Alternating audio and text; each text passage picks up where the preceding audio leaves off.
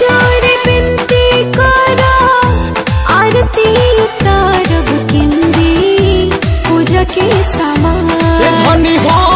भोरवे अढ़ौलवा माई के भाव लाई जान धनी हो भोरवे अढ़ौलवा माई के भाव लाई जान।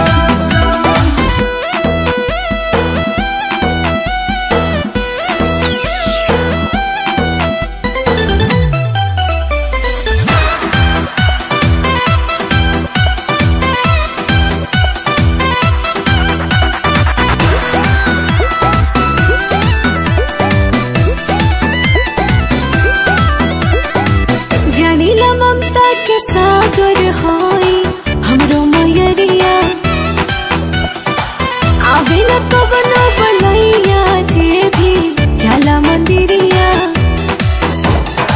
चलो बे धनिया संग में तोहरा चुनरी लेके धन्य हो जाई जीवन रनिया दर्शन कह के मानवा हो जाए खुश सोनाए राजा खुश उरिया रमान इहे हाय जगत जननी